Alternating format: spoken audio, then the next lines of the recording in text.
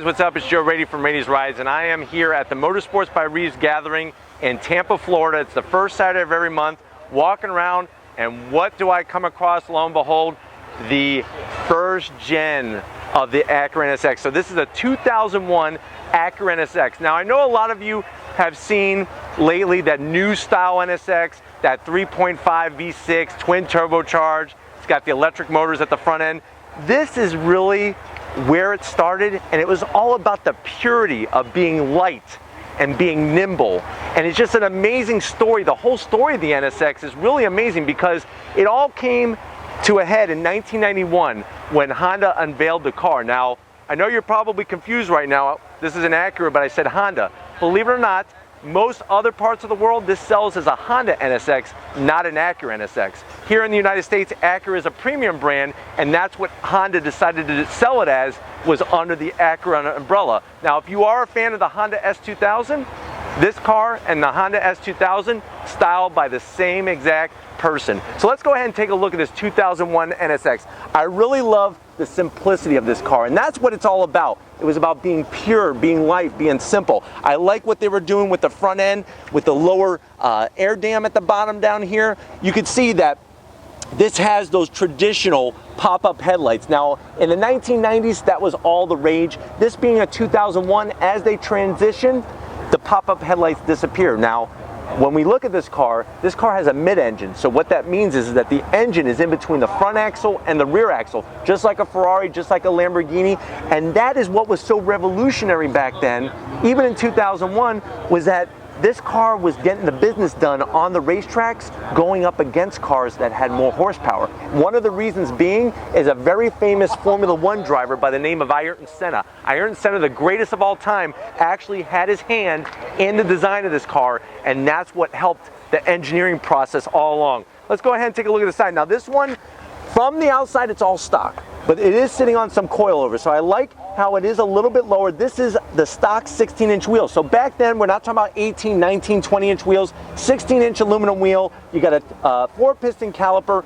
They didn't have that technology yet for the street, where you would have 8-piston calipers, 6-piston calipers, and all that kind of stuff. And that's what is the great thing about racing, is that you take that technology from the racetrack and you bring it to the streets, and it makes the cars more of a pleasure to drive, safer, and even more reliable. Let's go ahead and continue down the side now. You'll see that this one is a Targa.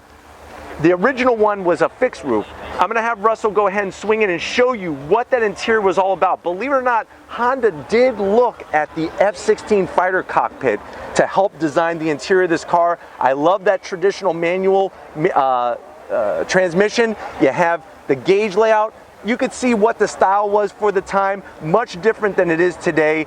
But when you drive one of these, there's nothing like a naturally aspirated 3.2 liter V6. It's something totally different, and it's a time that has gone away. Everything's going turbocharged. You're getting smaller displacement, turbos, and all that kind of stuff, and it's making the driving experience a little different. As we transition to the back, I love how they just melded that rear spoiler into the back of the car, and just like the front, it's not about big, huge wings and all this crazy thing. Very simplistic. You can see just a simple rear fascia diffuser, not ultra functional. This customer has actually upgraded the exhaust on it to give it a better sound from that naturally aspirated V6, but very simplistic, but it gets the job done, like I said. Speaking of the V6, let's go ahead and take a look at it. There's that 3.7 liter. You're pumping out 295 horsepower. I really, really like how it's under the clear glass. Now, normally there would be a cover here so that when you close the rear glass, the engine would be covered. The owner has taken that off, and I'm glad to see that because this engine needs to be shown off. It is the heart of the NSX, and it is such a piece of Japanese automotive history that makes this whole car work. So if these are the types of things you like to see on Rady's Rides, the traditional, original NSXs, leave a comment in the comment section. If you have not hit subscribe yet, I don't know what you're waiting for. Hit that subscribe button. I promise you it's worthwhile coming back each and every day. If you are a subscriber, you know what this is all about. Thank you for being part of this journey. Thank you for being part of the Rady's Rides family. Thank you for letting me share my passion with you. If you haven't been to my Facebook, Twitter, or Instagram pages, it's all Rady's Rides original content all the time, so definitely check that out. Merch. I know a lot of you want to help promote Rady's Rides, support Rady's Rides, get yourself some merch. Hats, shirts, bandanas. How do you do it? At the beginning of this video, upper right hand corner was a button. Click on that. It takes you right to Spreadshirt. Help me out. It helps you out. It really just continues to allow this whole thing to grow.